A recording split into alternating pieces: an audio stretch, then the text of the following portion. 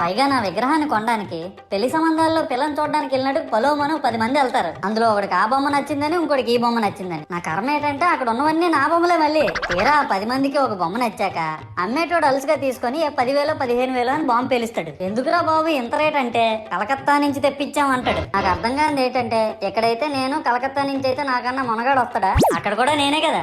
ఇలా నన్ను బజార్లో పెట్టి బేరం ఆడి నా మొహానికి ముసుగేసి వ్యాన్ ఎక్కిస్తారు. ఆ వ్యాన్ డ్రైవర్ గాడు నేను ఉన్నానని కూడా చూడకుండా ఏదో ఆలోచించుకుంటూ డ్రైవ్ చేస్తా గతకల్లో గబి గుబి అని తించేసి నా కాల్లో చెయ్యి ఇరగొట్టేస్తాడు. ఈ విషయం చందాలు ఇచ్చిన చిన్నోళ్ళకి తెలిస్తే మళ్ళీ ఇరిగిపోయిన బొమ్మ పెట్టకూడదని ఏ బొమ్మ రాసి కవర్ చేసేస్తారు. సరేలే జరిగిందేదో జరిగింది, నా భక్తులే కదా కూల్ బ్రో అని చిల్లయ్యే లోపు నన్ను పందిర్లో పెట్టి ముసుగు తీసి నాకన్నా పొడుగున్నే సౌండ్ బాక్సులు 2 నా చెవులు పక్కన పెట్టి డీజే గణేష్ బ్రో అని చెప్పి నా పాటలను కూనీ చేస్తారు. సరేలే పిల్లలు కదా ఇప్పుడు కాకపోతే ఎప్పుడు ఎంజాయ్ చేస్తారు, కాసేపట్లో పూజ స్టార్ట్ చేస్తారని వెయిట్ చేస్తా ఉంటే ఆ 5 రూపాయల వ్రతకల్పన బుక్ చూస్తే